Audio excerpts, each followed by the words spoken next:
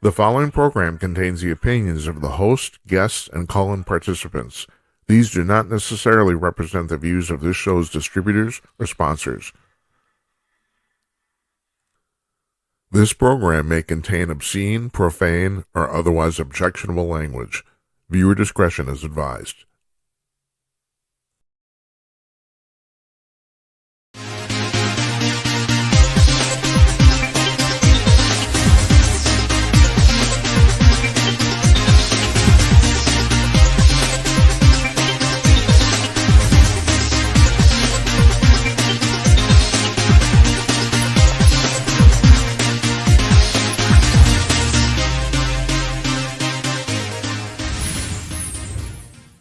Yes, hello. Hello, my space nerds. How you doing?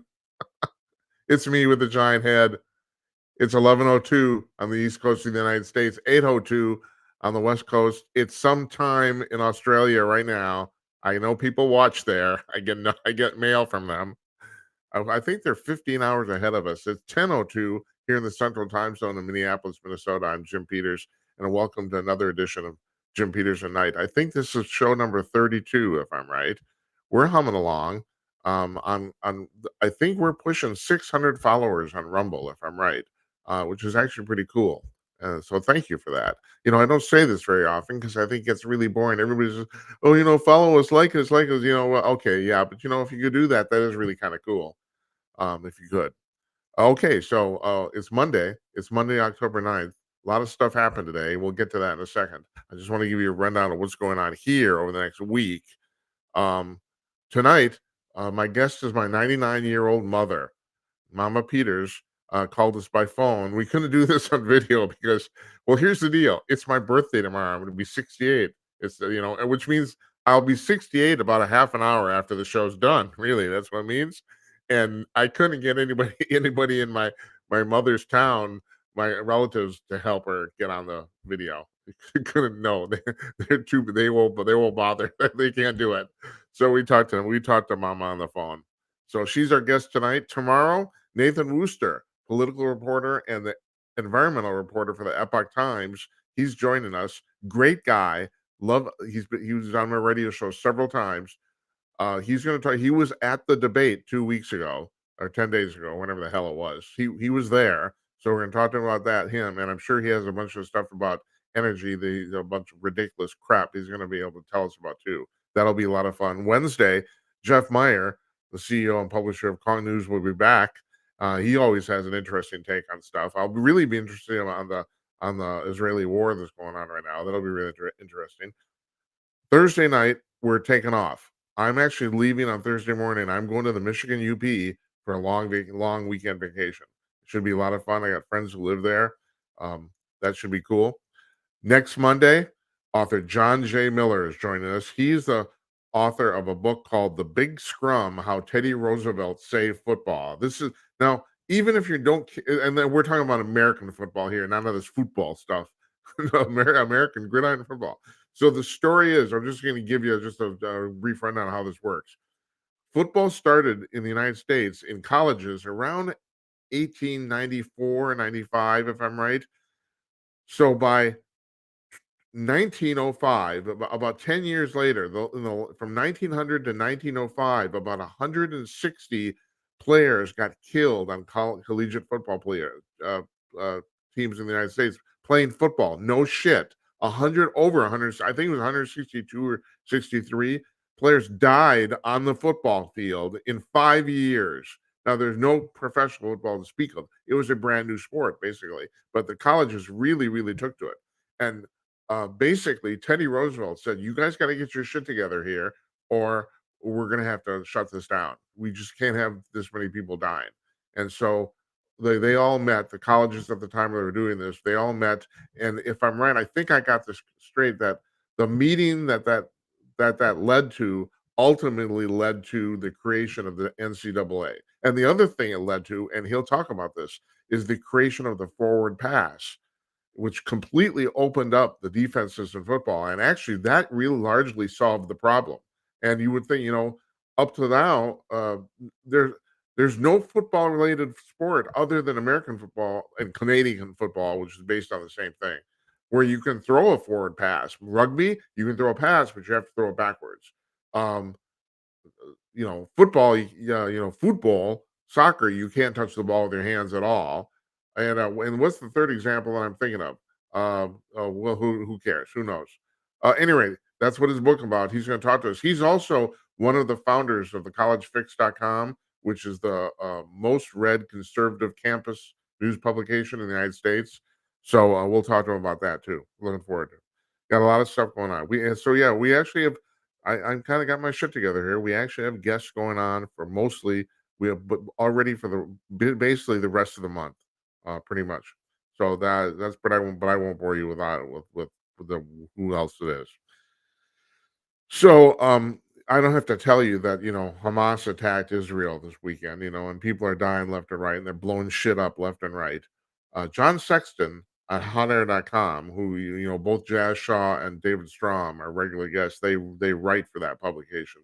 But Sexton, and I don't know John Sexton, but he's an excellent writer. I know I've read his stuff for ages. He wrote a column today regarding this thing, and he brought up a really interesting point, and that is, what's the end game here? Why did Hamas do this? I mean, so you know, so Hamas comes in, they attack a bunch of places, they take a bunch of hostages. Now they're threatening to kill them all in one at a time. Basically, what are they trying to accomplish? You know, so now he brought up two things here, and there's the dumb version and the smart version. And I talk about this all the time because about a year or two ago, maybe 2 years ago, Tim Conaway, who's been also a regular on this program too, who's running for president. So, Tim, and I think we've explained this in the past. I know he has no problem talking about it all. His claim to fame is he was the editor for 15 years of Hustler magazine, the executive editor in its heyday in the 80s and 90s. But so that's what he's famous for. But he went on to edit like a dozen different magazines over the course of his 40-year career in journalism. And I remember once I'm bringing up I can't even remember what the example was about that.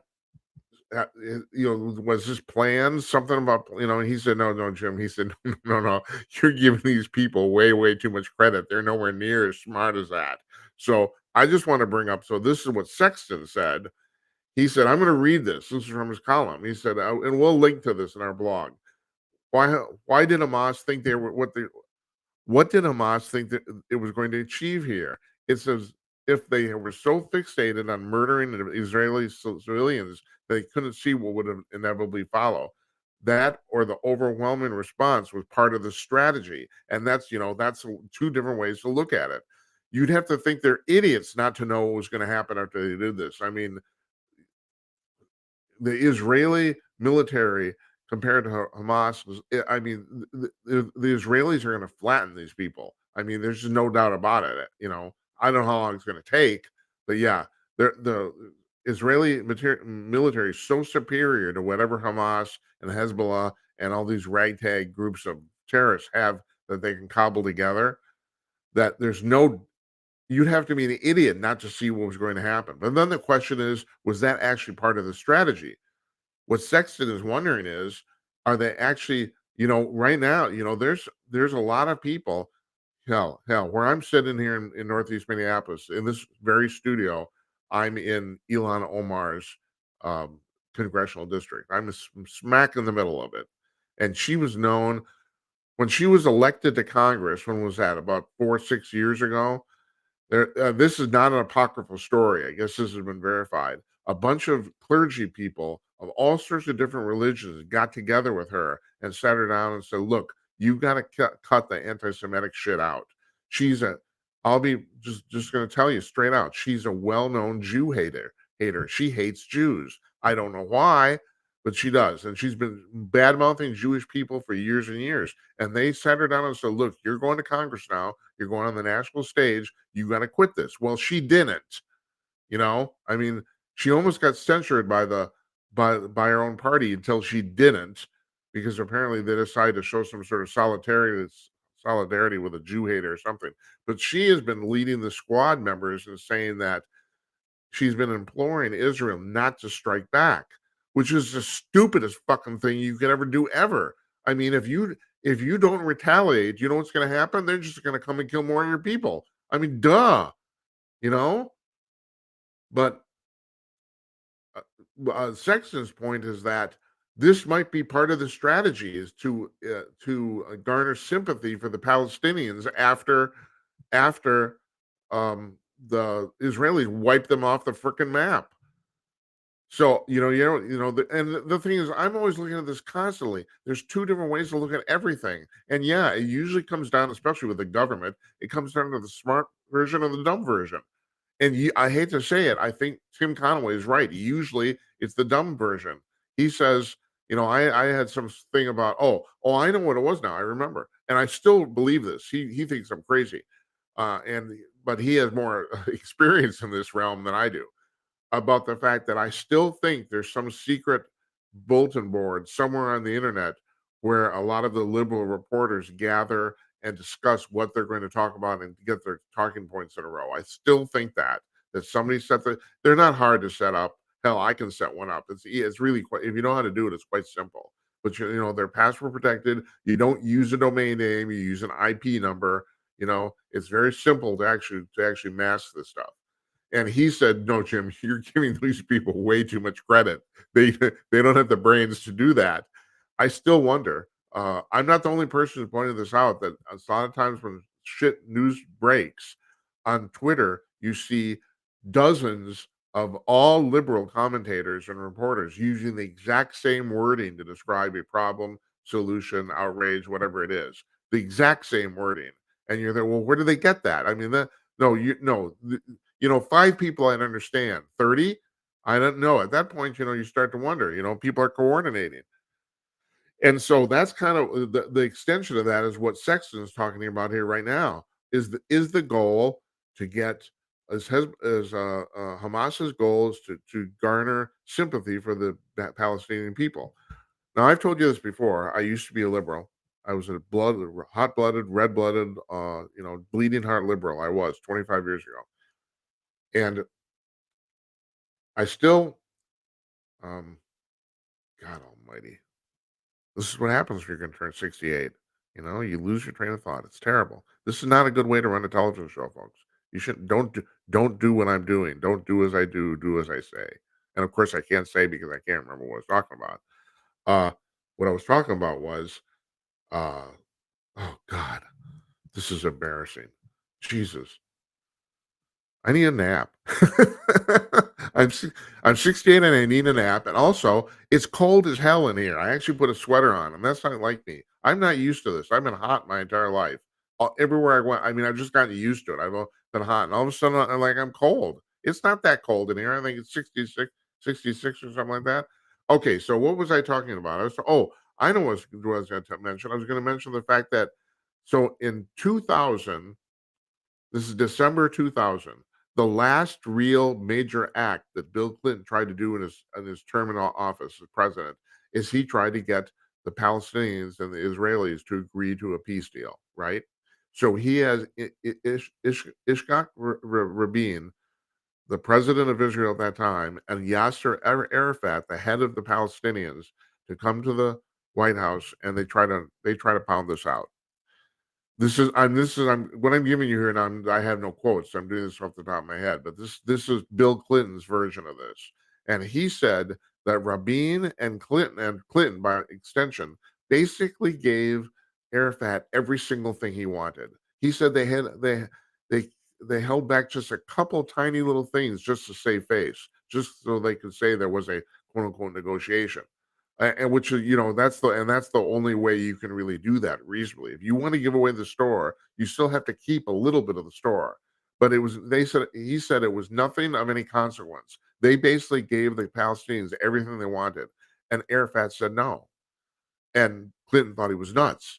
And Clinton realized later that the reason Arafat said no was because by solving the problem of Palestinian-Israeli peace, Arafat's out of a job. He's obsolete. They don't need him anymore. And he said he realized that was what was going on. Arafat was really saving his job. He saved a job by saying no. Now, this is on this level, People do this all the time. I mean, it's like, and the thing is, if you're a middle manager at some corporation somewhere, God bless you, but take it to town. But this is one of the biggest military conflicts on the planet. And basically, Clinton and Rabin solved it. They gave Arafat what he wanted and he walked away. He said no. That's crazy. And this that was one of my um uh, cues, or one of the benchmarks I used to when I decided that maybe the liberalism thing isn't working. It was that.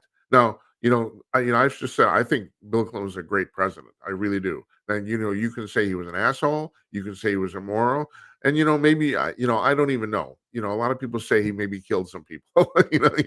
Okay. But the thing is, still, when it came to executing the office, he did a great job. And it bears repeating that he never dropped below 50% approval rating during the entire Monica Lewinsky thing. He left office with a 60% approval rating, even though, he got impeached, and he was the first president in like 130 years to get impeached. You know, he didn't get kicked out of office, but they did impeach him. So, and that kind of was one of the many, many things I used when I started to look. I thought, oh my God, this is crazy. This is crazy stuff. So I've come to the realization now, like years ago, when at that time I was one of these, bleeding heart liberals who thought, well, both the Palestinians and the Israelis should coexist and all that sort of stuff, blah, blah, blah, blah, blah, blah. And pardon me.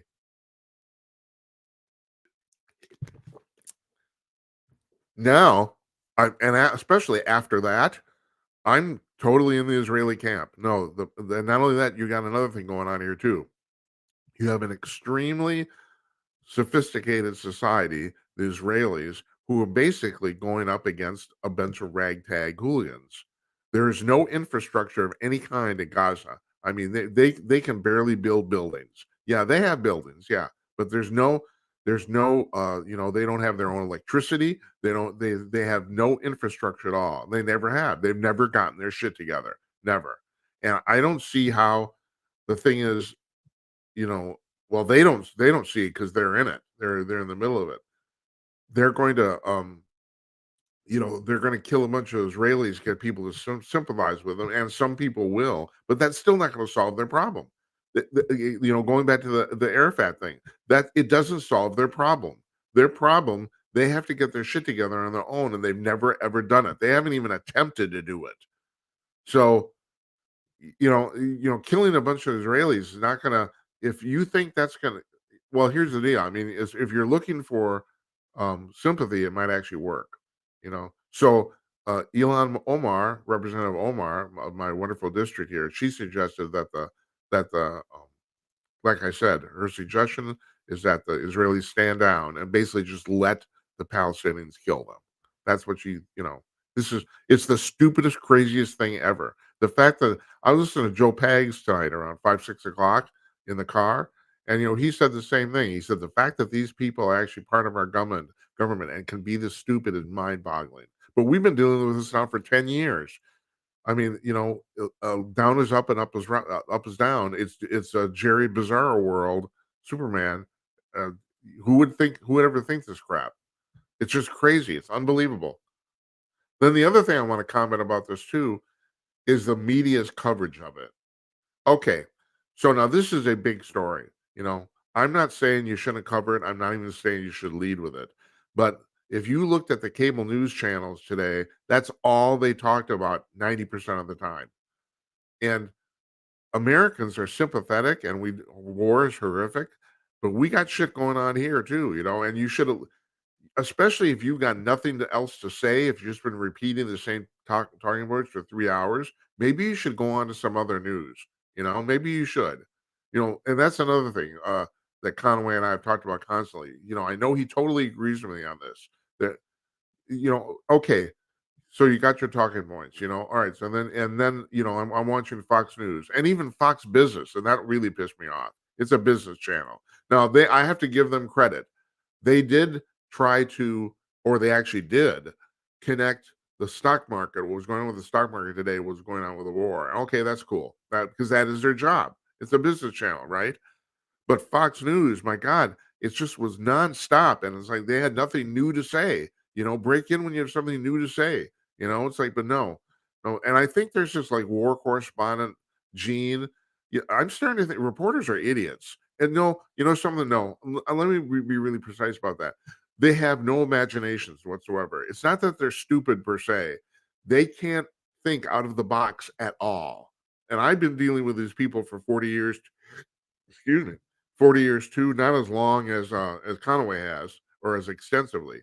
But no, that's when I know it. And I really I'd have to apologize for that. The problem isn't that they're actually stupid. The problem is they have no imaginations. They cannot do anything differently. You've ever noticed they all do, you look at the local news on your community wherever you live. All you probably have 3, 4 channels, ABC, NBC, Fox. Those newscasts are basically exactly the same. Nobody does anything different ever. And you'd think, well, okay, we're in a competitive environment. Maybe it behooves us to try something a little bit. Nope, they won't do it. And I don't even think it's because they stopped themselves. They can't imagine it. They can't figure it out. So all these reporters have this war correspondent mentality inside their heads. They're all going to be Edward R. Murrow, and they're going on, okay, you're in the war zone. Hell, Christ, even Nora O'Donnell did her stand up, did her stupid newscast from Israel tonight. Like, why? What are we gaining from you standing there? And you're just reading a teleprompter. It's the exact same thing you would be doing in Washington D.C., but now you're doing it in Israel. Oh, that's real. That gives us some perspective. Yeah. Oh yeah, but we're actually here. Fuck you. Doesn't matter. So yeah, it just really bugs the crap out of me. And so a whole bunch of stories didn't get reported today. Like here's one I bet you didn't even hear. Amazingly, Kevin McCarthy is thinking about running for the Speaker of the House again, like right now. Like Wednesday, not in the future. He's actually thinking about doing this now. Now this will be really interesting if he does too, because I think the general consensus. Jeff Meyer brought this up the last time he was on, and I mean, I have to concede he has a point. At first, I did not even consider that at all. His point is, well, okay, we have especially a problem with the national debt in the United States. At what point are you going to blow? The only way to deal with this is to blow the whole thing up. And and he said this too, and pretty much his exact words. I think I'm quoting him more or less. He said, "Doesn't matter when you rip the bandage off; it's going to be painful. So you might as well do it now." And especially because if you do it now, you at least you. Everyone seems to think every economist on the planet, except for maybe Paul Krugman, who's crazy, everyone knows that at some point this could bankrupt the entire country.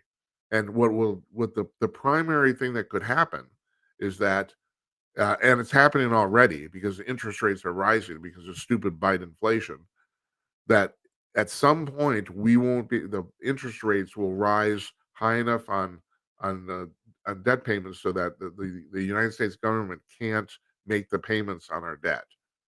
And at that point, all hell breaks loose, and we're in completely uncharted territory. Nobody knows what would happen. There's a woman who wrote, and her name was Lionel Bart, is it a Barsh or something like that? Wrote a novel a few years ago.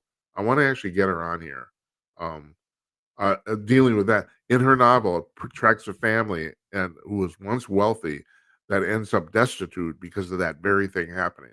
Because the United States, the president of the United States announces they're going to default on the national debt, and all hell in society breaks loose. And that's probably what would happen.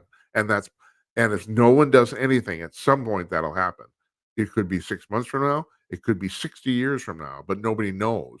And Jeff's point, and which was Matt Gates' point too, is let's just do this now. Okay, it's going to be really painful, and so I I guess my thing is that I don't think the timing was right.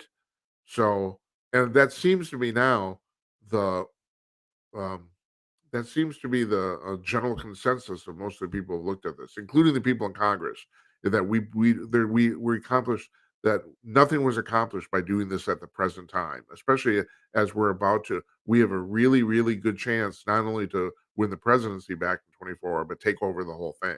We do. Things are going so poorly, and the Democrats are polling so badly, and so everyone's thinking, well, why? So and then we all, they blow this thing up, and they look like idiots, and they kind of did. They did look like idiots.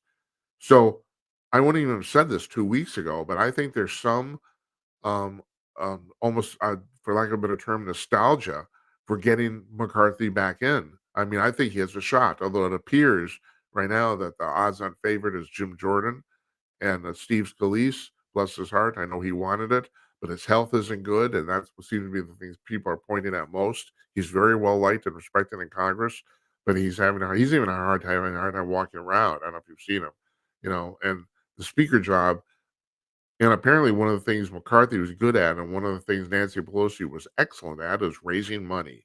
So that's part of it. So it's you can't really, if you're having trouble with your health, it's not a job for the faint of heart.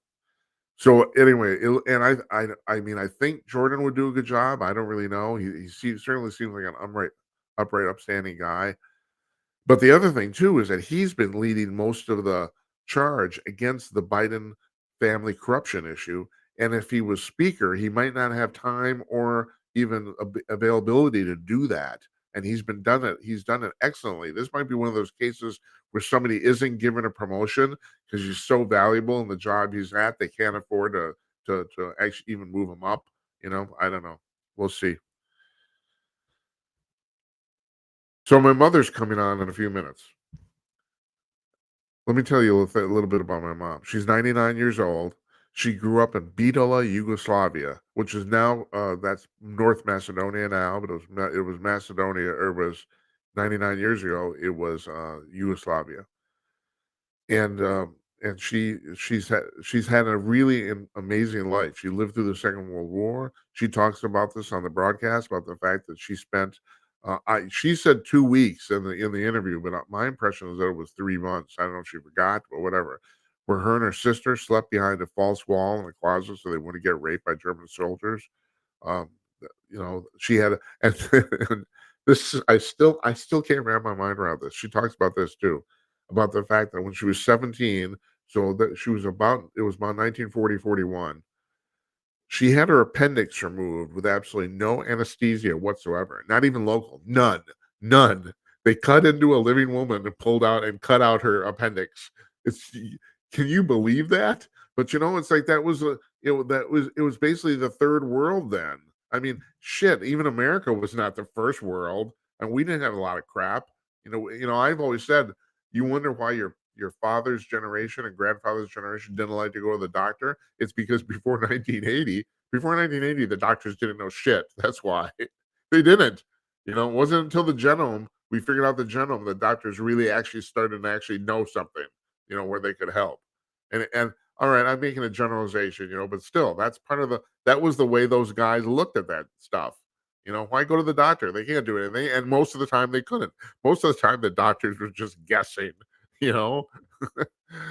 So, any rate, yeah. So she's had a pretty amazing life, and there was an article in Fox News this morning.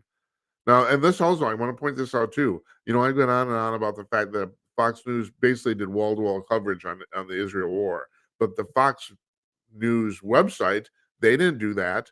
They they got a really interesting thing going on there. I don't know if they've calculated this right. The website, that seems like the target demo for the website is way different than the target demo for the news channel.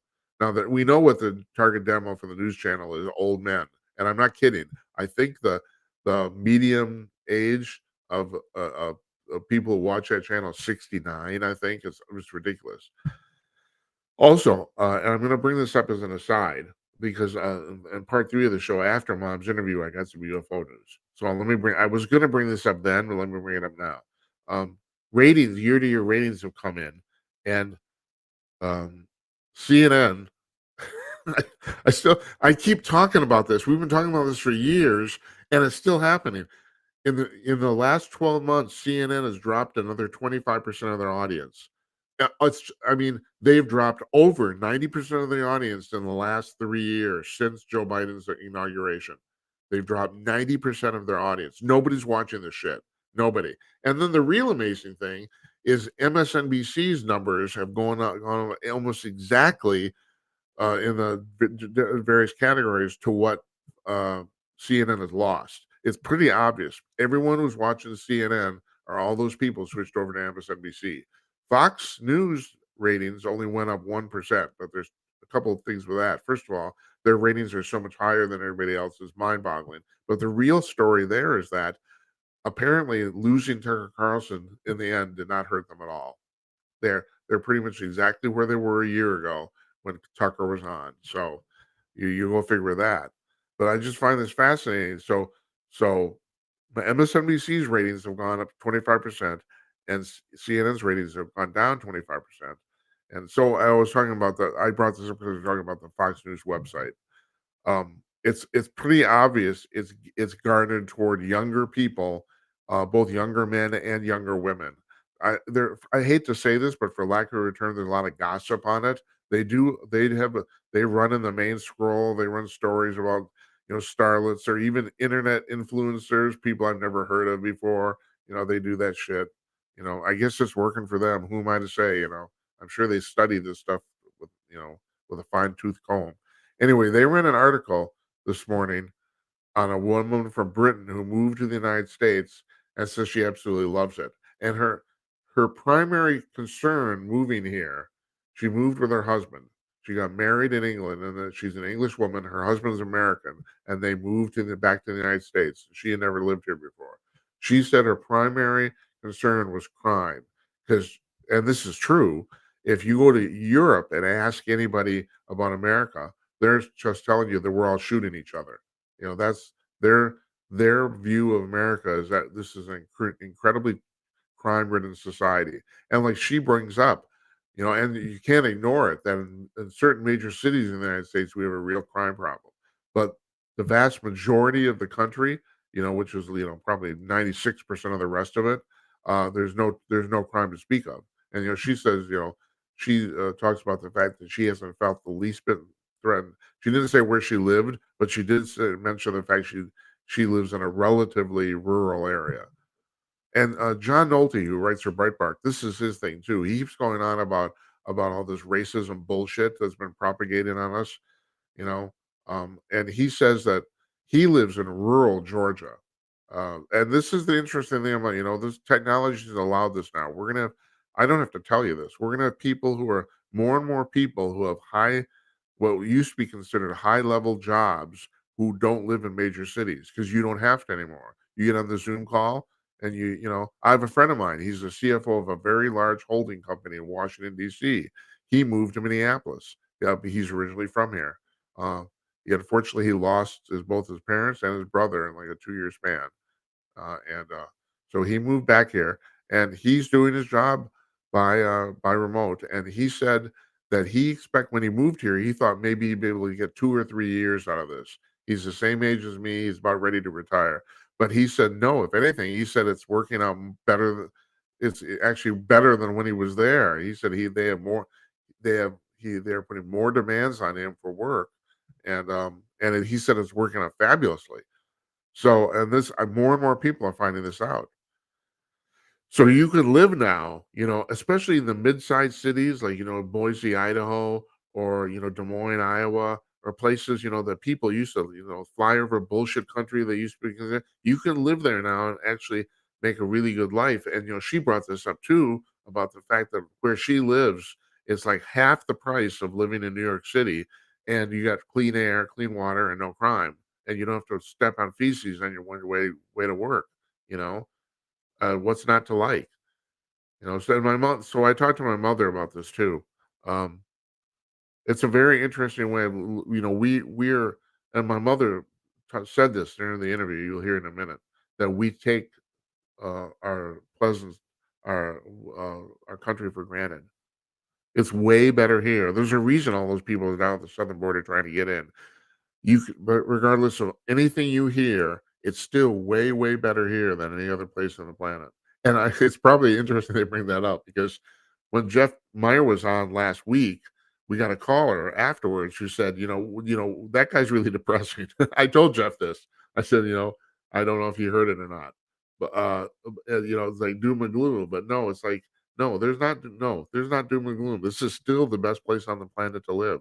And she brings this up too in this article about the fact that America is huge and it's beautiful, and there's many, many different types of places. In some ways, it's a whole bunch of little countries put together, and it is. That is actually the idea. Conaway talks about this when he comes on the show about the fact that the countries, it was not supposed to revolve around the federal government. It was supposed to revolve around the 50 individual states. So you got that there. Okay, so, I have to mention this now before we go on to mother. I have to because I put this in the description about the fact that MSNBC did one of these things where they talked to the voters in Pennsylvania. Now I think this was a setup because all of the voters all these people basically bashed Trump. But one of them said, the quote was basically that, I would vote for Biden when he's dead before I'd vote for Trump. And the guy said, no, been doing a terrible job. And he still said he would vote for Biden over Trump. And he said, and asked him why, and he said, and he actually, this was the actual quote. He said, "Well, to be perfectly frank, Donald Trump is an asshole." Now I can say that here because we don't have to worry about FCC rules. But, then I'm looking at what's going on in Israel. See how this works? I'm full circle. First, full circle. But at the top, then we go to the bottom, then we go back to the top. Um, about the fact that a lot of people are saying that this wouldn't have happened if the Biden administration hadn't given Iran $6 billion, or actually freed up their own money, $6 billion for those three hostages. And everyone says that, Blinken's just such an idiot. I mean, God Almighty, where do they get these people? It's like they hold on, excuse me. And the talking point is, well, no, you don't understand. We we insisted that they could only use that money for humanitarian reasons. And they're in a back room somewhere. They're laughing their asses off. Oh, they insisted. Oh my God. It's like, yeah, we can't use this for anything. Oh yeah, yeah. Well, we'll use this money, but it frees up $6 billion of other money we have, and that we'll use for bombs. Okay. It's like, what is it? Which one did you get from which $6 billion did you get from America? You know? Yeah, we'll put that in a lockbox. Yeah. Yeah, that's only for food and clothing. But this other 6 million, now that we've got this money, we freed that up. No, we'll buy bombs for those. It's like they're the stupidest people ever. I'm mind-boggling. But I'm looking at this, and it's pretty obvious that one of the reasons they're doing this is because they perceive America as being weak, you know? And so you can talk about Donald Trump being an asshole. That's all I hear from my liberal friends. They hate his guts. I know a lot of Republicans who hate his guts, and why? Because he's an asshole. But maybe you need an asshole right now. Maybe that's what we need. The famous quote from Tina Fey's autobiography, the television producer and writer.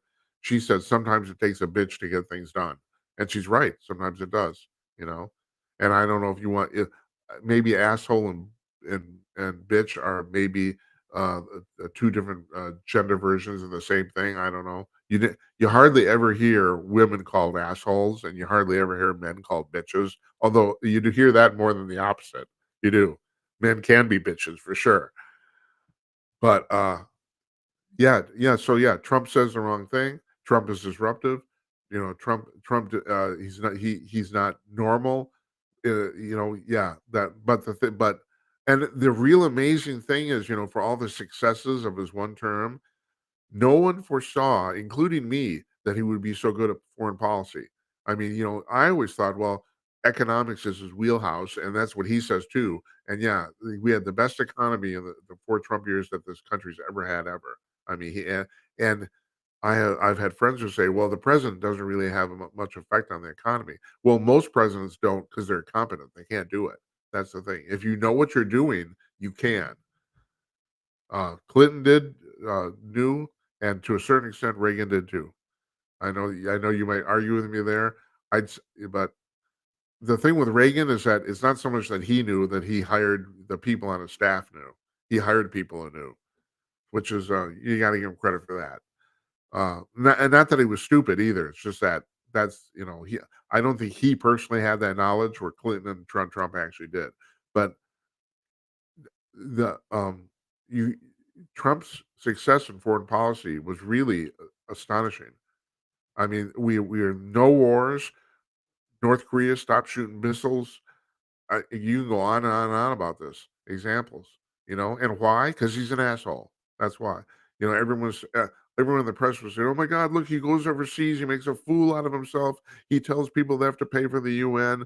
La da da da da." Yeah, that's right. He did all that stuff. He's an asshole. Maybe right now America needs an asshole to run it. Maybe. I just a thought I want to run by you. And with that, my mother would be appalled. Now, my mother, she doesn't bring it up. My mother hates Trump too. So, with that, I'm going to run this interview here. We taped this afternoon. It is unfortunately, as I said, audio only. So it's my mother's on the phone, regular, Pot's phone, and so you see me, and I got a picture of her up there, and we'll talk for a little while. So here we go.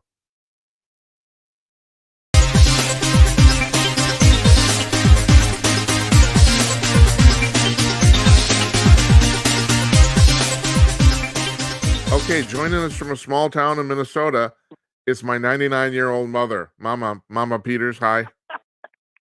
Hi, James. My son. How you doing? Now, it's my birthday tomorrow, and so yes, it's your birthday. So you had me when you were 31, right? Yes. All right. tell the And I'm 96 now. No, you're 99, Mom. You're not 96. I'm always okay. Tell everybody what it was like giving birth to me.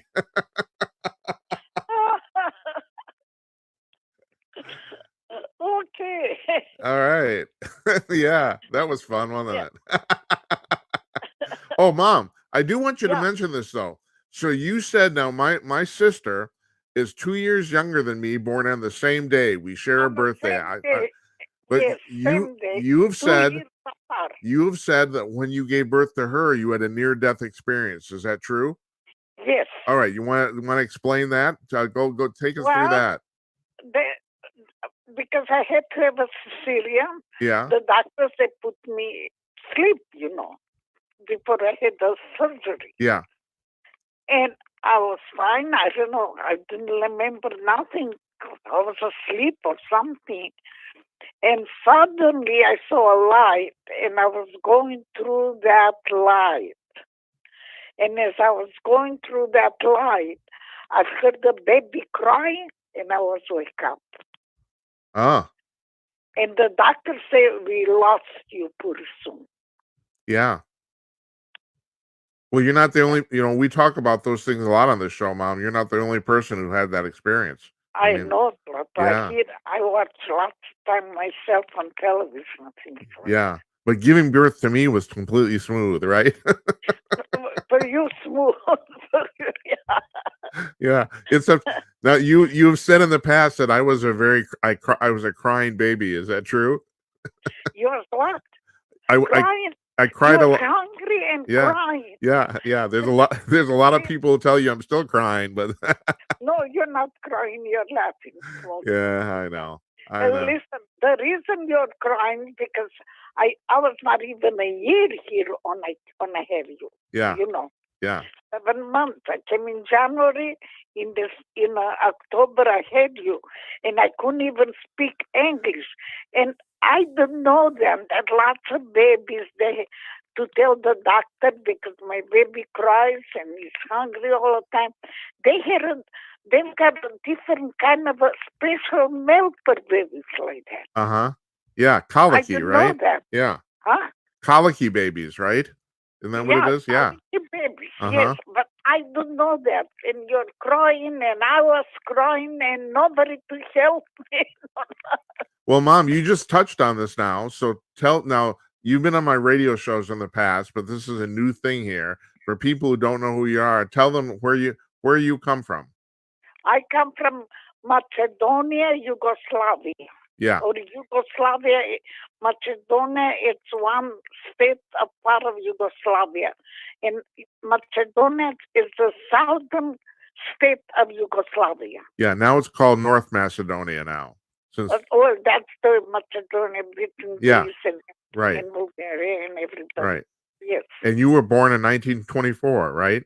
1924, July Yeah. 1924. So was I don't even I don't actually know the answer to this question, Mom. Was Yugoslavia communist when you were born? No. We were when I was born, we were under the Serbian, Uh-huh. Yugoslavian. In 1970, and under the Turks, as a matter of fact. All right. World War I finished 1917. Yeah. Okay. Uh-huh. So after the Turks, they beat the Turks and everything. Yugoslavia took over, the Serbians. Yeah. So we were under the Serbians afterwards until the World War II. So growing up, you had a pretty good childhood, right? Oh yeah, my father had a good job. As a matter of fact, he sent us all to school. I was the oldest of 4 kids, and after at the how you call it now I know the word. Kids, they go fourth grade school. Yeah. After that, I went to a French school because that time French was the world international language. Yeah. So we had a French school. So for 4 years I went over there. Afterwards, because my family was by nationality Romanian, so they sent me in school in Greece, Romanian school. Yeah. For 4 years I was there. Right, and you went. So yeah, you went to private school, which was pretty. Private school, yes, 4 years. I didn't see my parents, but my parents, they had cousins and aunts and, over there very close. So summertime I used to go over there. Mm-hmm. So then after I came home 1939 I came back home, and then 1940-41 the Germans took over. Yeah, but in around 1940, you had an appendix operation, right? Oh yeah, no, that was a little 2 years afterward. Yeah, so tell.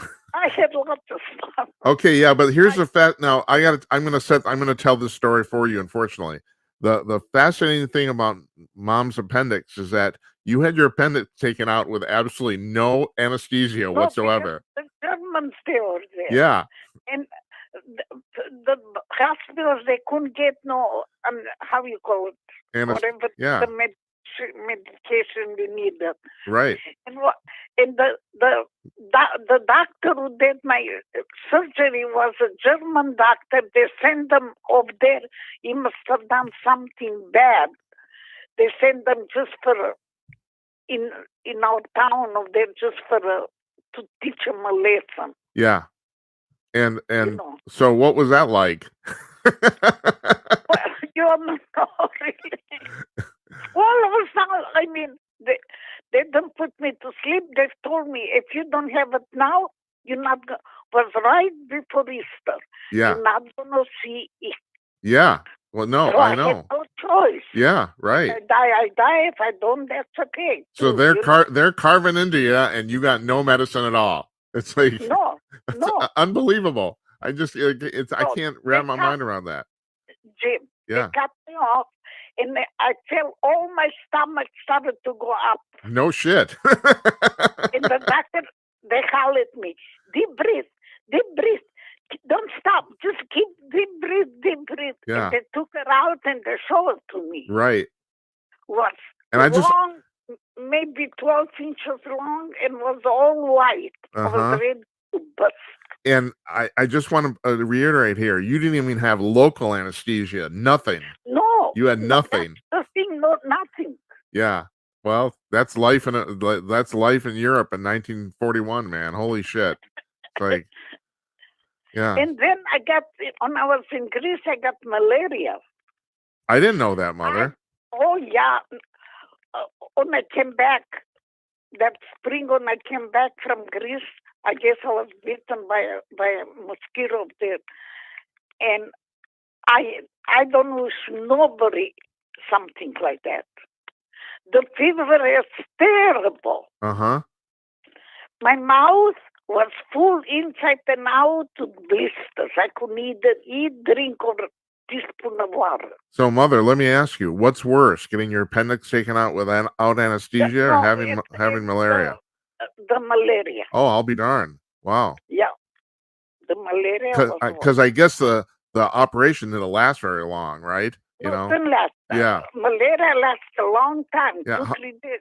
And finally, a friend of my father came, and he gave me 1 week malaria shots.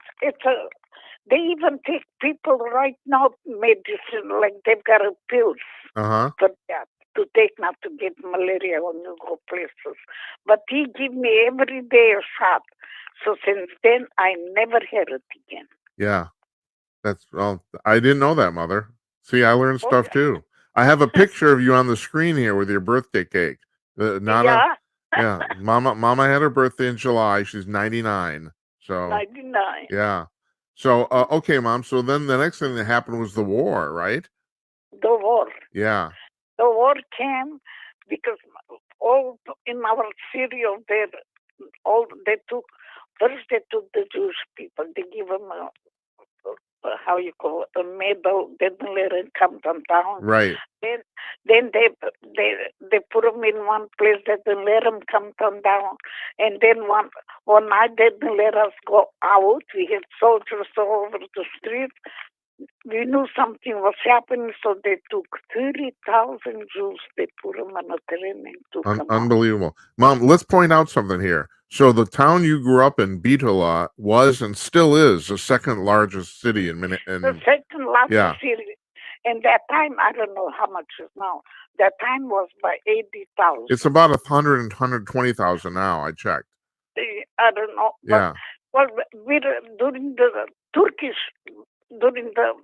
how can I say, before, on the Turks they were there, was one of the cities, like a highway going people from country to country. Mm-hmm. And we've got beautiful homes. We used to have a Turkish church. We used to have a Turkish bath. You know, Mother, I've never asked you this. Did you go to church much when you were a kid? Yes. Yeah, and I assume that was what, Catholic or no, Greek Orthodox, right? It's the Greek Orthodox. Yeah, church. right. Yeah. So when did the Germans occupy your town? What was that? 1941, I think. 41. 41, yeah. Right. So they were. It was the springtime, and then we knew they were coming. They're coming, and the day when they came, I'll never forget, because the Serbian soldiers, they left everything. They ran away. We were about 20 minutes from Greece. Uh-huh. They left everything. They went to Greece. My sister, she's dead now. She went in a bakery to get bread. The soldiers were early in the morning. Yeah. So then we went, because they came, and then we can hear the airplane coming and everything, so we stay underneath in the basement. Yeah, and they took your father's business, right?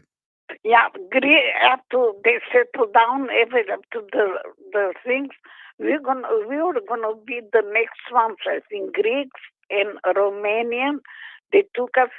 They closed the businesses. Uh-huh. My father had a really good. That time they used to wear those white collar, Yeah. men. He had a really ironing. He had a special iron, and I think my father had the first washing machine. Yeah, he was in the dry cleaning business, right? Huh? He was in dry dry cleaning. Yeah, right. Yes, yeah. So they closed, And after he closed, he had something to do. He came one day with the loom. So he was learned how to make rocks. Uh-huh. And my mother, they'll buy wool, and my mother will wash the wool, and she'll make it in a thread, and everything. And you survived because your brothers ended up selling pastries to the German soldiers, right? Oh yeah, well, you had to do something. So me and my mother and my sister, and we didn't have no machines, no nothing to beat the eggs Yeah. by hand. Yeah. Maybe 10 how do you call it? Dozens? Angel food cakes used to make. Uh-huh. And noontime and supper time, my brothers one 9 and the other one was 11 that time. They'll take them and sell them to the soldiers. Yeah. Yeah, so the war went on, and then you ended up sleeping in a closet for a summer, huh? Well, the one was terrible. It was scary because if somebody did something, they'll kill people. Yeah. They'll pick young people from college, they'll kill them. And one night, we had an alley where my house was. Our house was an alley between us and the French school over there. And we heard lots of noise. People were coming and talking and howling. And my father said, "Now, don't you even cough, just set put." So we don't know what was going on. So the next morning, we found out they killed a German. Yeah. The only thing what I heard, running in the street, kept saying, "It's killed, it's killed, it's killed." So they knew who killed them and everything. Uh-huh. And we knew they're not going to take young people to kill them because they used to take young people if they don't know who was the killer. They'll take a young people to tell the truth, Yeah. So the next morning we found out that used to be partisan, young college kids. Uh-huh. They used to fight to the Germans. They used to go in the mountains and fight to them and everything. Right.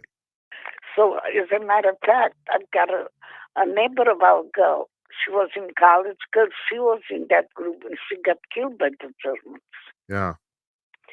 So, what they did, then we found out what they did was the mayor of, somebody told the mayor, the partisans, they're having a meeting tonight. So he and a German guy, soldier or whatever, they went to that meeting, and when they got there, they killed the soldier. But they knew who was so. They didn't took nobody to kill in the street. The man. Yeah.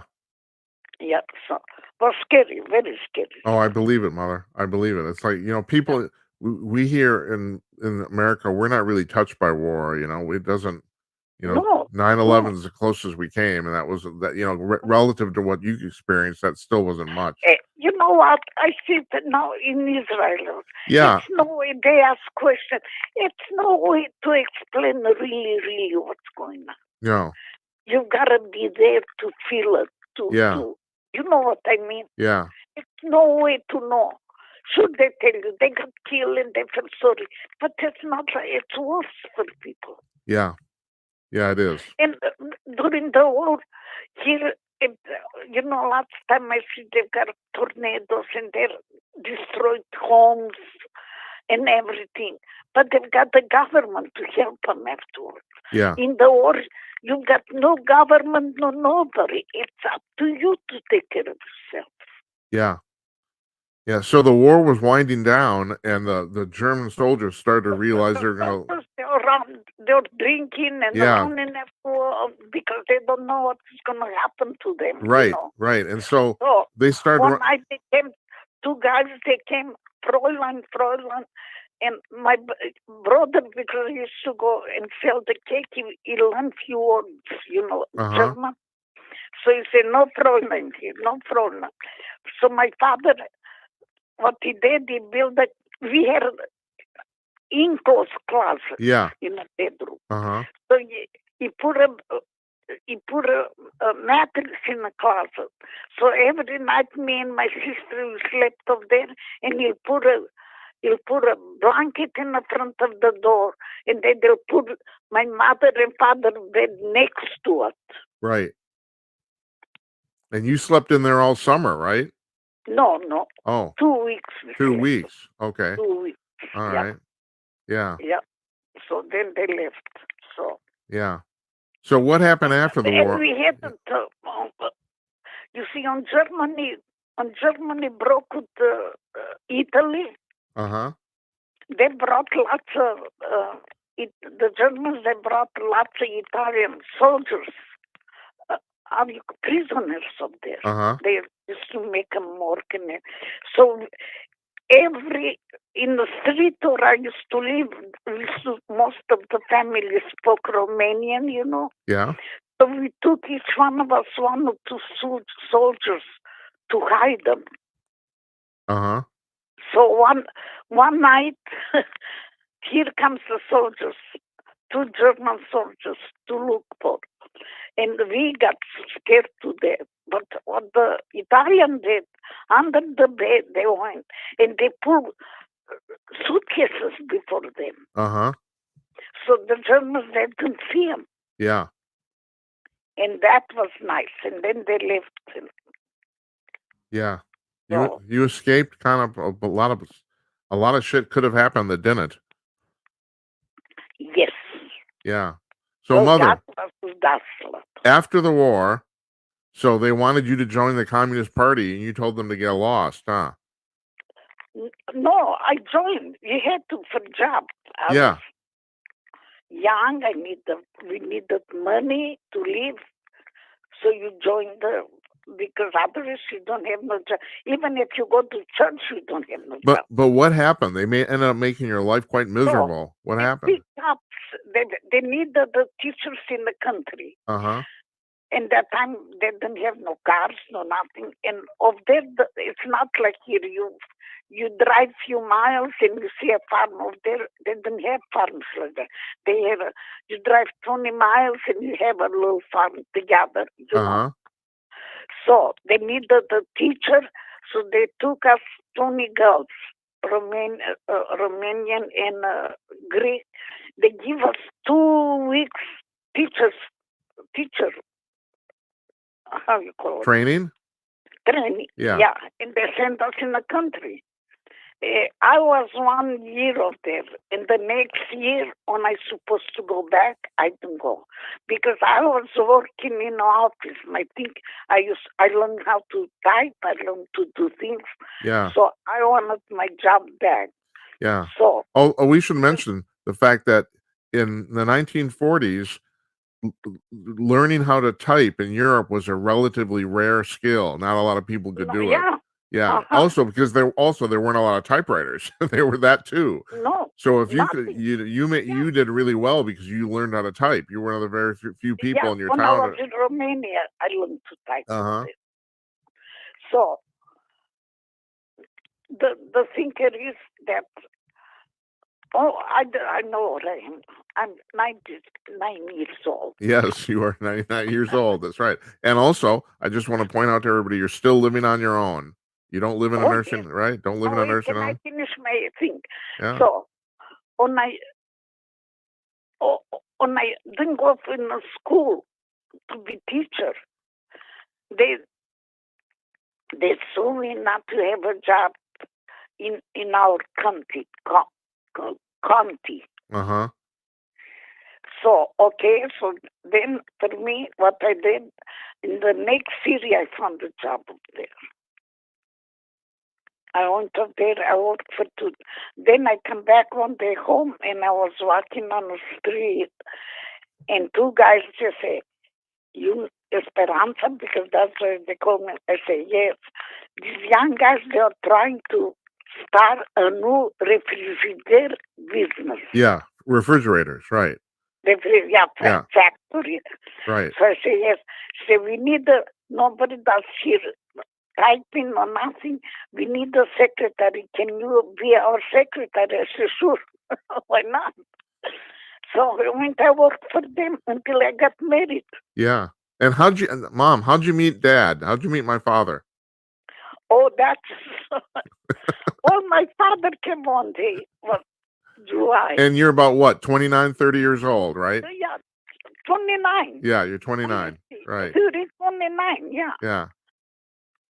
So my father comes home and was so hot, I remember. And I was sitting on the steps and he was talking to my mother. We've got 2 Albanians from America.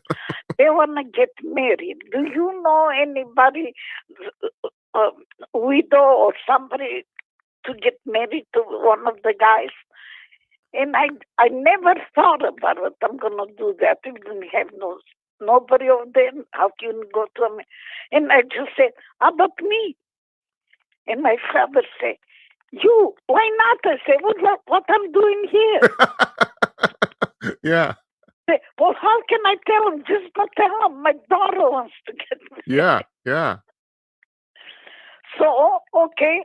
And one of the guys, because there are 2 guys, one of the guys had a brother of that, and his nephew, me and his nephew we talk the same language, you know. Uh-huh.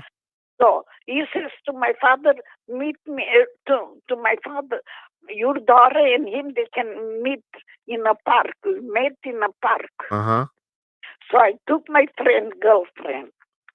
We went to the park, and here comes Lazo, what was his name, that guy, and your father. And we sat down and we talked. And I said to Lazo, I don't want to get married. First he told me he's got a business, he's got a house, and this and that. And I said, is that true? I said, because I don't want to go and be the same situation I'm here, not to have things like Yeah, that. right. And Lazo promised me, Nada, I'm telling you the truth. He's a nice guy and everything. And he was 50 years old. Was That's not right. married, That's nothing. right. Yeah, we were 20 years apart. Yeah. So I said, okay. So that was that. In 2 days, we had a, how you call it? Marriage license? Engagement we had. Yeah, right. They come from the groom, they come to the bride, meet the families. Uh-huh. And when you do that, the bride's got to buy some of the families some presents. I didn't have no money. We didn't have no money to buy. Yeah. So I went to work when I was working at the factory. I said, can you give me some money from my how you call it? Salary? Yeah. Salary? Right. Sure. Yeah. I mean, you do things like that, you know. Yeah. So we got engaged. And then we went to Belgrade, to the embassy. I think the American embassy knows more than I know for myself. Oh, yeah, for sure, Mom. Yeah. So, You know, Mother, I've always said, based on what I know, supposedly the NSA here in the United States has files on about half the citizens, and just because sure, I'm a first generation American, I'm assuming they have one. And you know, that time was, you know, now they've got so many, how you call it? They come from different countries, you know, thousands of people. That time you couldn't come. United States, that time they had, for each country, they had so many people they can get in Yeah, United they had a quota, right? Right. Quota, yeah. You know.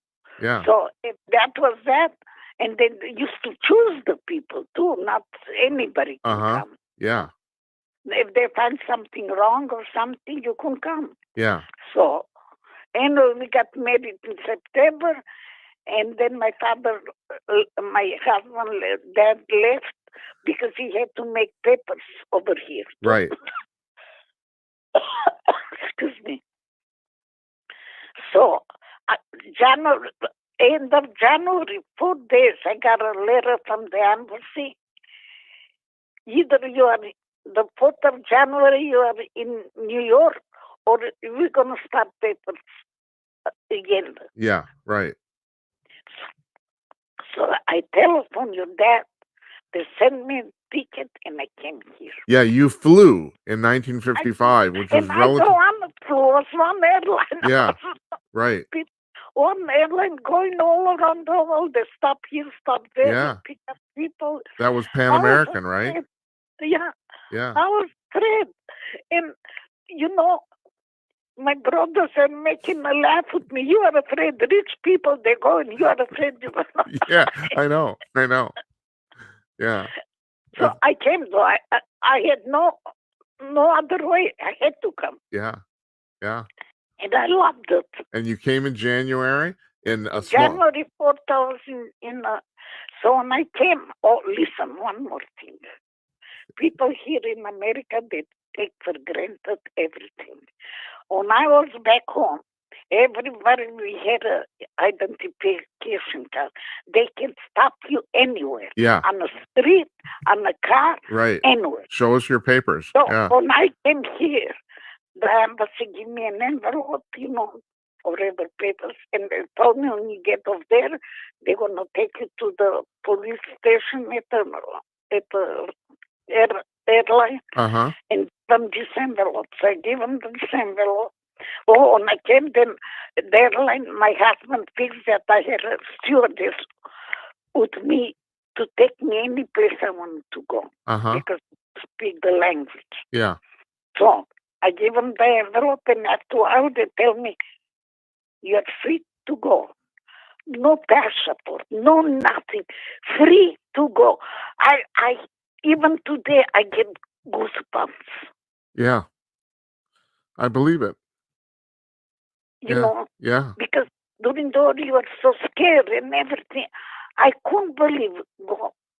And then the stewardess took me. It was a shop. You know, at the airlines, at the airport, they've got a cigarette shop. Yeah. and- Duty free, right? Yeah, and they took me to a shop, a small shop. That guy who owned it spoke my language, Serbian language. So he teach me how to know I'll never forget a dollar and a penny and 10 cents, the money, Yeah. American money, how to know. Right. And then when the time came to leave, the stewardess took me and put me on an airplane. I went back to Minneapolis. Yeah. Okay. Yeah. And you came here in January of 55, and apparently there was a lot of snow that year, right? Oh, not just that year. All those years, they were very, very cold. Yes, they were. I mean, it's really weird. People do And talk now about it's this. warm now. Yes. We don't have. Once your sister was married, was born. The 10th of October, I had 10 days because I had cesarean. 10 days I stayed in the hospital. When I came home, we had snow, Yeah. and I've got a picture to show. I A know. lot of snow. Yeah. I know that. Yeah. I've seen those pictures. Yeah. A lot of The snow. last few years, we don't have winters like that. No, we haven't. We haven't had winters like that for about 20 years, really. Yeah, whatever. Yeah. Yeah. So anyway. Well, we had a scientist on the show a couple weeks ago, Mom, and he says, yeah, it's true. The earth is warming up a little bit, so. Yeah, it's warming up. Yeah. So, Yeah. but for me, when I'm old, I love when it's warm. Yeah. Yeah. Yeah. So, Mother, no, go ahead. Go ahead, Mom. No. Oh, when I came here, your father will go to work and I'll look outside, nobody on the street, just cars. And I was used to over there, back home, no cars, people walking all the time, Right. nobody. And I said, my God, what Right. did I came here? Yeah. But then spring came, was so beautiful. But Yeah. Well, So- Mom, we should talk about this because this is something Americans don't know. Because from what I understand, in Bitola, the town you grew up with, they still do this.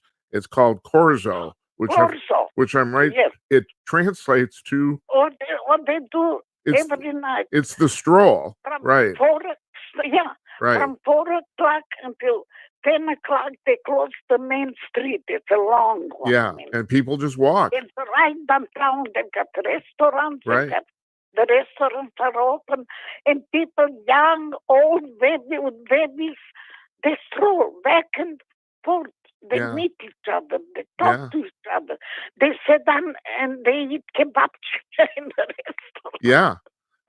In Barcelona, they still do this too, Mama. There's Yeah. It's I can't fun. remember what it's called in Barcelona, but it translates to the Strand, if I'm right. But yeah, and I don't know how they go, but it's still they're still doing yeah, it. they still do it. I know. Yeah, but it's fun because, and then you eat. If you eat outside, then you go home. You get your exercise. Yeah. Yeah. Everything. It's fun. No, I know. There's only a few cities in Europe that still do that, and it's actually pretty cool. Yeah.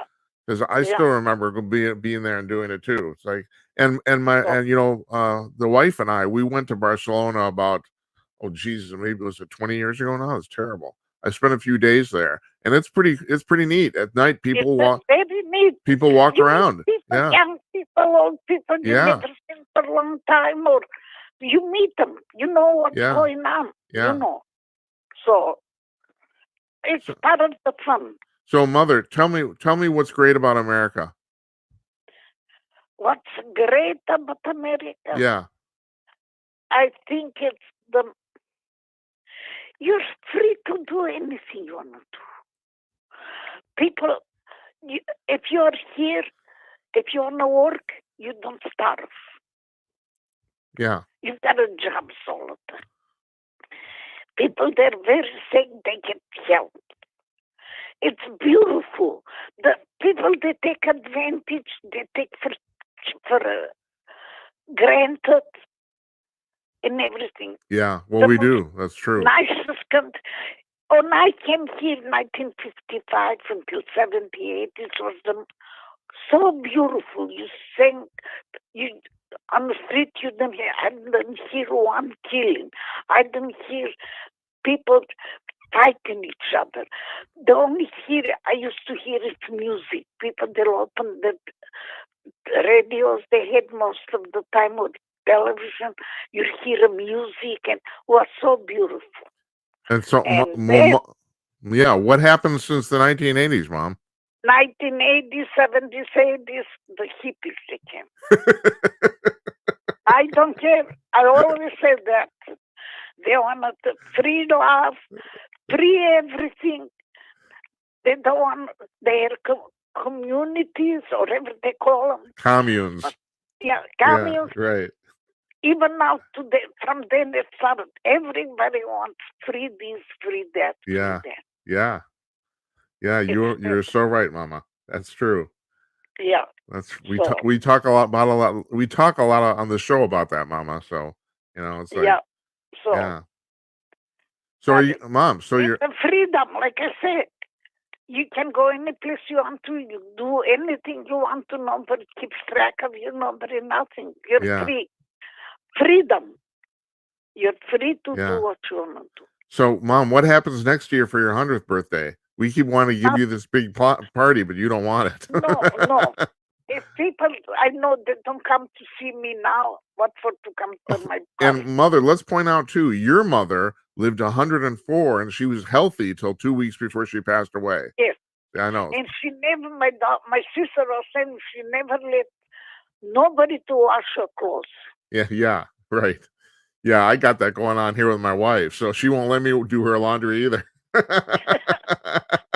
I mean, for old people, or still I'm not doing it. I hope I'm never gonna do it. Yeah.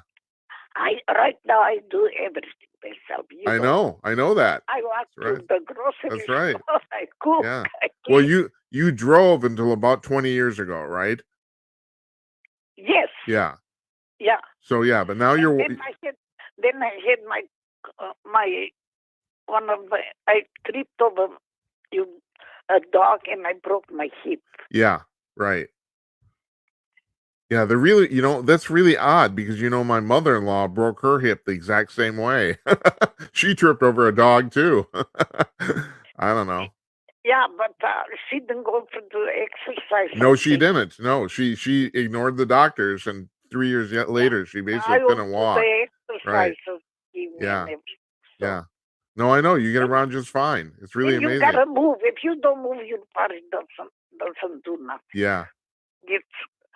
your body gets stiffer and stiffer and stiffer. So Yeah. I know. I have to get up. If I said I have to get up every 2 hours and walk.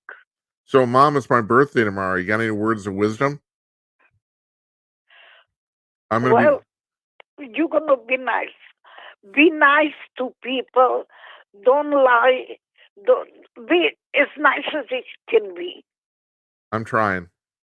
I know you're trying, and Yeah. you're very nice to me. God bless you, you and your sister. Well, we love you, Mama. You know Yeah, that. and I love you too. I have to You tell know, you that. Yeah. just try to do the best as you can. You know, Yeah. Yeah. try to be nice to people. Nice, and you're nice. You make people laugh all the time. You make me laugh all the time. Yeah. Well, they call me That's names, but that's fine. That's okay. It That's is okay. But this, I want you to talk to them because Yeah. they Yeah. laugh. That's right. That's true. Yeah, that's your gift. Yeah. That's okay. Probably So, is. That's true. and have the best day. I'll call you tomorrow morning. Oh yeah, we'll talk. Yeah. But not in the morning. Yeah, I know. no, that's right. You do know. Not in the morning. No. No. No. I mean, by the time we're done, I usually get done with these shows around 11:30. I can't Yeah. sleep, so I go to bed around 2:30 in the morning usually. So, So, but that's fine. well, I'll call you maybe in afternoon or Yeah. something. I'll Yeah. call you sometimes. Okay. Yeah, we'll talk. Yeah. So, Mom, okay. thanks I for love you. thanks for doing God this, bless Mama. you. I can't thank you enough. God bless you. God bless you too, Mama. Really, seriously. I love love you, Mom. Don't forget. Yeah. No. We'll Bye. see you. Bye.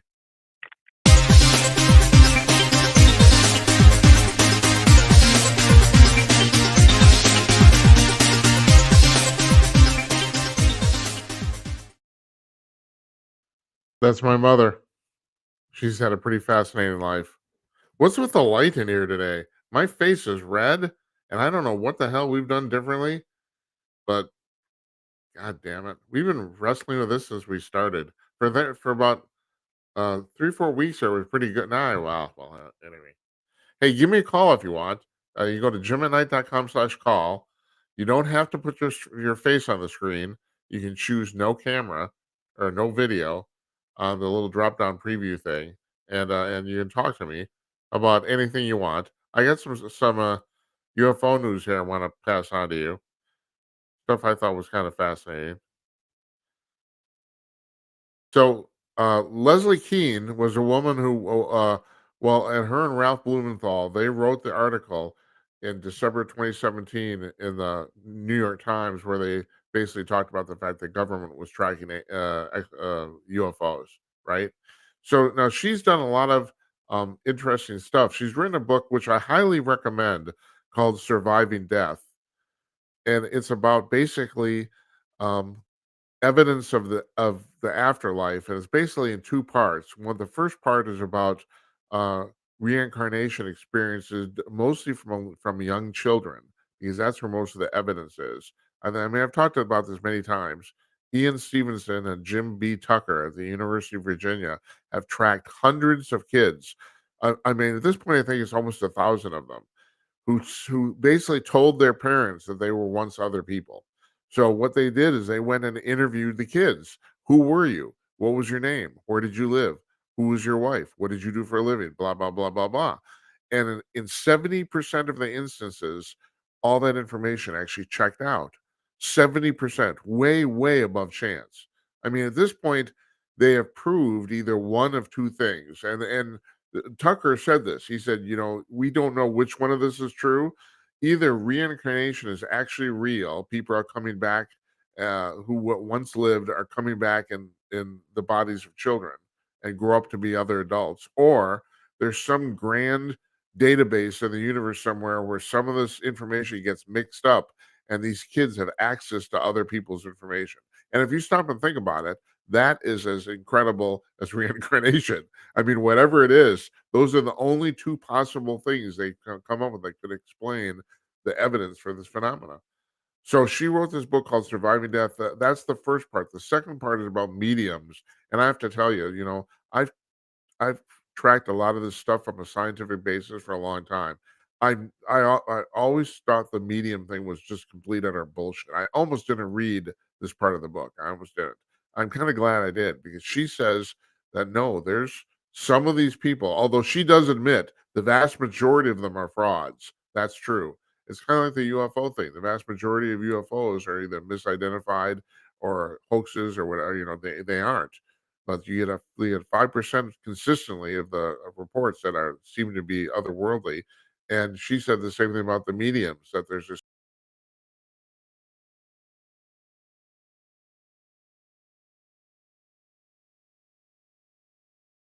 sure, but oops. Are we still on? We're still on. We kind of lost it there. Uh, or and basically talk to people who are dead. And also the amazing thing is, I don't know if you've ever heard about this. James Randi, the former, he's passed now. He passed about 7, 8 years ago, I think. He was a magician by trade, the amazing Randy. But for years, he had a $1 million um, prize for anybody that could prove they actually had that ability, and he never paid it. But she said there are universities that have proved that some people can actually do this through rigorous scientific testing. So, anyway, it's a fascinating book. So I'm bringing that up because she now says she's kind of one of the spearheaders of this whole UFO phenomenon that's going on right now.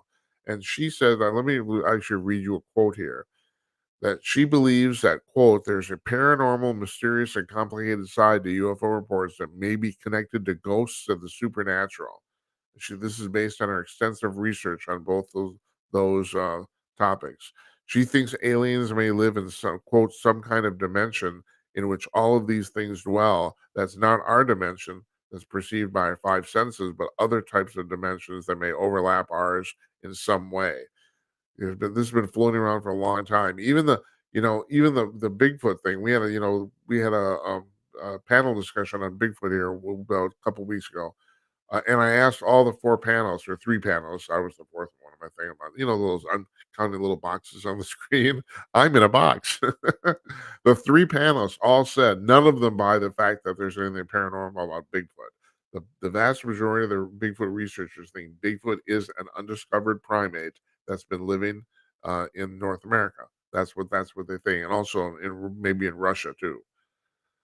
And that's fine. That makes perfect sense, right? But that said, and the reason I had to ask them is because there are numerous reports of people who have said they have seen Bigfoot and also seen Bigfoot disappear right before their very eyes, that just vanish, literally blink out.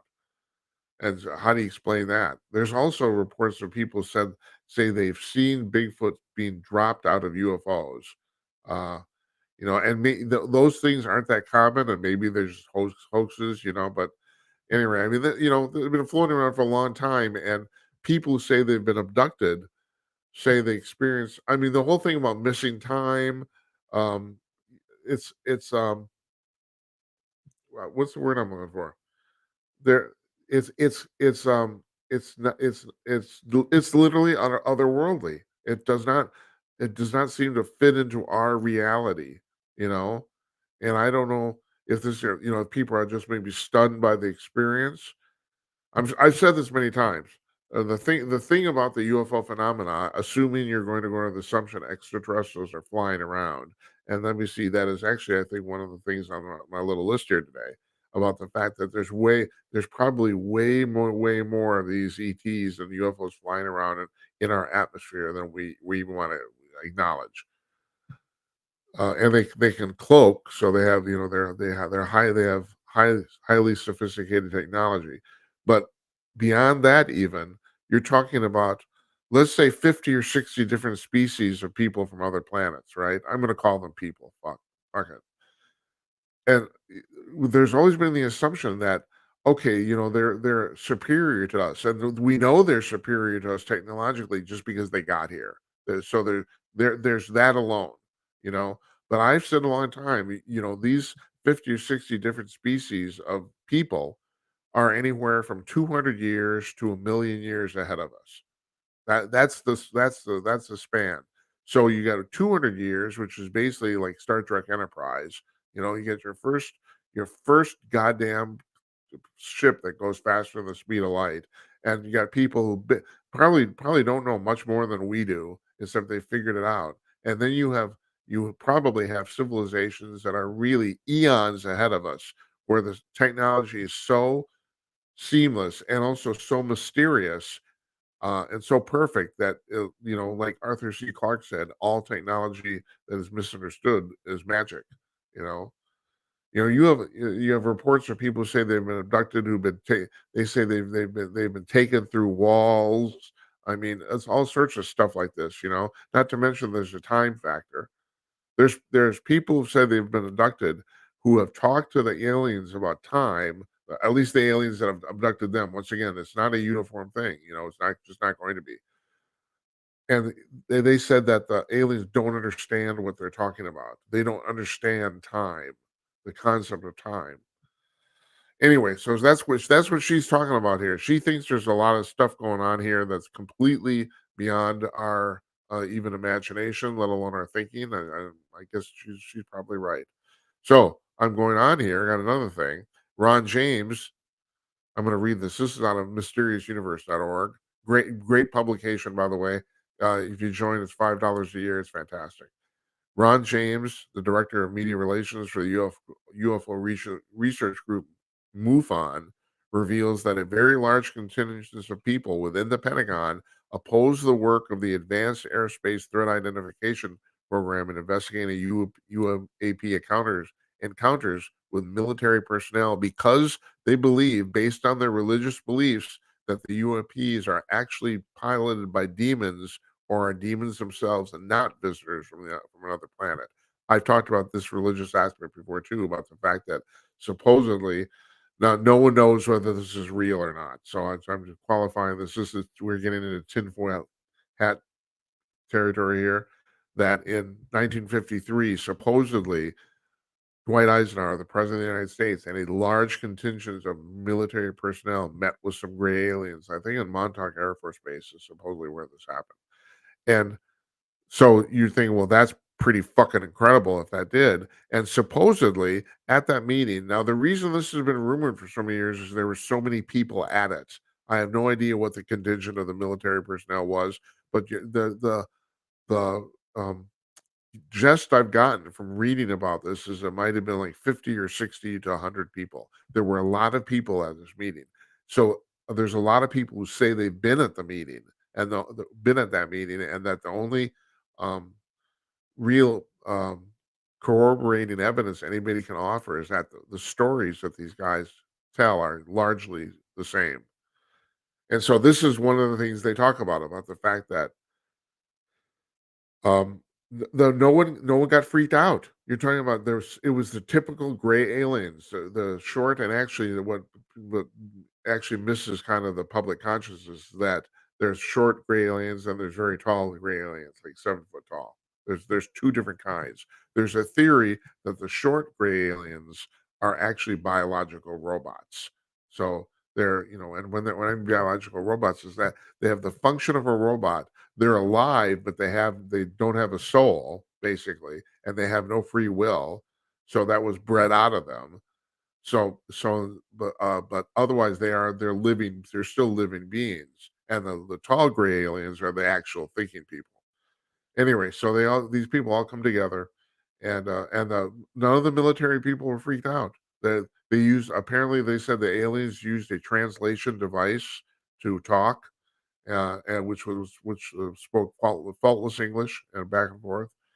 And they were good. They were the two things that screwed up, that really sent the military people for a loop, were thus: one, the aliens said there's a species of extraterrestrials that are biologically identical to humans, to the point where, like, if they were walking down the street or you're sitting next to one in a restaurant, you could not tell at all. Not even that they looked similar; they were biologically identical. In other words, the same DNA makeup as us.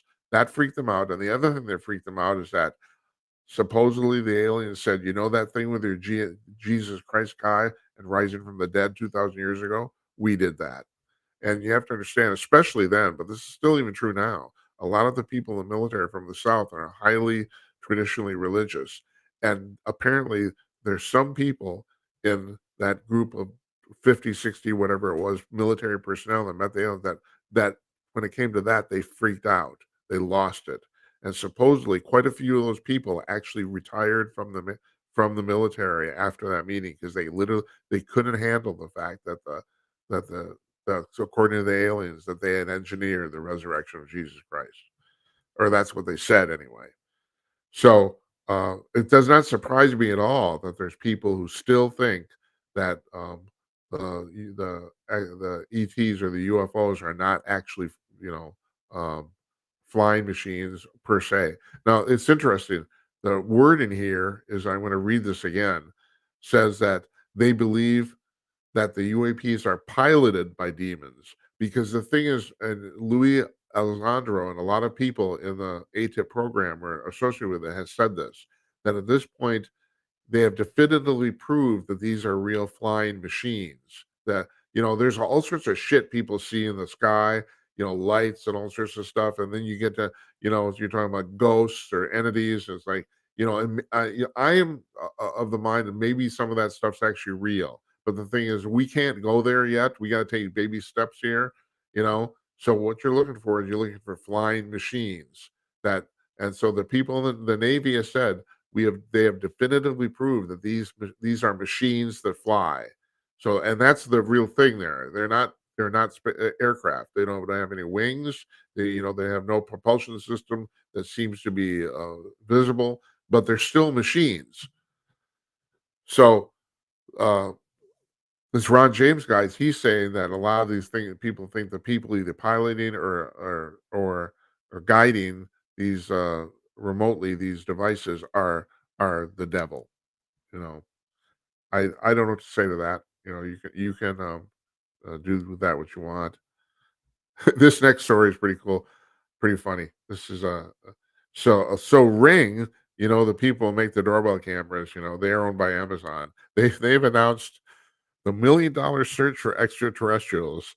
The company is offering $1 million to anyone 18 or older living in the U.S. that can capture on their Ring camera unaltered video evidence of real extraterrestrials. And this it's a real contest. It's running till through November 3rd, 2023. The videos will be reviewed by a panel of judges and extraterrestrial experts to determine their validity and eligibility for the $1 million prize. So somebody wrote here, actual extraterrestrials are not eligible unless they can show proof of an Amazon Prime membership. All right, that's kind of funny. That's good. But there's people who've said that in the past that they have caught really, really weird shit. There's this video that's been floating around for years of this really, really weird uh being walking down a driveway from a Ring camera, and it looks like a joke because the gait of this thing is I don't know how it kind of looks duck like. It looks like somebody trying to goof it off. Now, but the thing is, I have to tell you this: the Clifford Stone, a guy who said he worked in the military with extraterrestrials, he actually either did or he should be a novelist because the story is so incredible, it's unbelievable.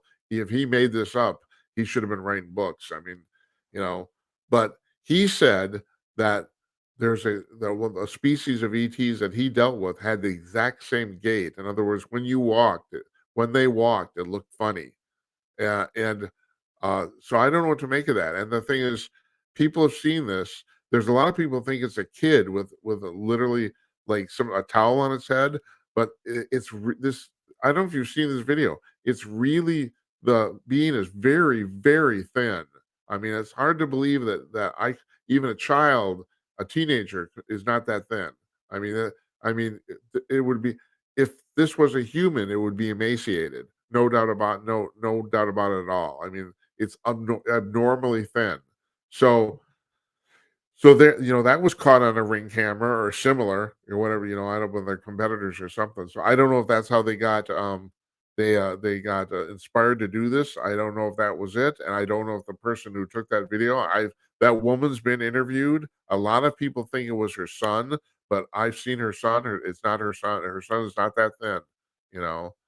So I mean, you know, it's easy to think that it's teenagers goofing off, but man, I don't know. You have to be pretty.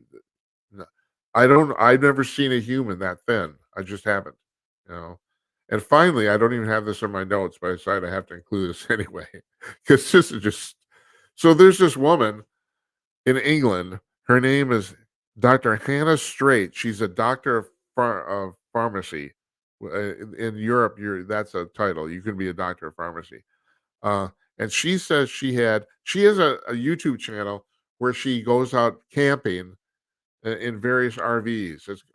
And the interesting thing about this is she's usually camping in a bikini. And I have to say, if you don't mind me making a totally sexist comment, she has a spectacular rack. She does. So she says she caught a Bigfoot on the camera pointing out of her RV on this camping trip. And I'm going to put this video. I'm going to post this on our blog. Uh, because I find this just fascinating.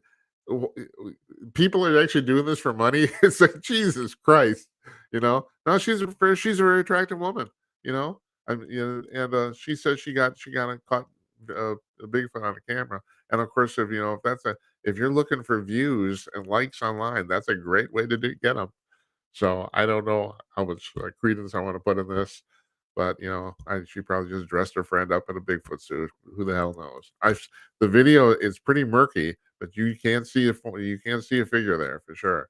So, and she says this thing raided her RV while she was gone, and and she's sleeping in a bra. What I'm turning 68 tomorrow. I'm still a pervert. It's like Jesus Christ. But I'm just fascinated that people are actually making a living doing this. I mean, it just blows my mind. Now she's not making a living. She is a professional pharmacist, but I know it's side money. Get to go out to dinner a couple times a month at a nice restaurant. Oh man. Oh well. And I guess Bigfoot. So. Yep. I'm just I can't, I'm living in 1973, so don't mind me. Yes, it's my birthday tomorrow. By the way, you can always text us. You see the thing at the bottom of the screen here, right here? You can leave a voicemail for me, 30 seconds at that number, 408-458-5088, anytime, 24/7, and you can send me a text message at that number too. And I don't read them during the show, but I'll read them all afterwards. So, and we've got quite a few good ones. There's a guy who keeps giving me shit about the fact that, like, don't you ever wash your hair? All right, that amuses me. Yes, I do wash my hair. I washed it today, as a matter of fact. So it's my birthday tomorrow. I'm gonna be in about 15 minutes, actually, here local time. I'm gonna be 68. God damn it. I'm fucking getting old. What a bunch of bullshit. The thing is, I'm not as old as my mother. My mother's 31 years older than me, and I told her this I got together with her last week where we set this interview up. I said, it's actually pretty weird to be 68 years old and your mother's still alive. It's like it really is. It's like I don't know, but whatever. I want to thank you folks for watching. Really, I appreciate it a lot. Um, so here's the sign off. Good night, Esperanza. Good night, Uncle Donnie. And good night to you, wherever you are. And here's the end card, folks. We'll see you tomorrow. Nathan Wooster joining us from that Epoch Times tomorrow. Take care. Have a nice evening. Wrong thing.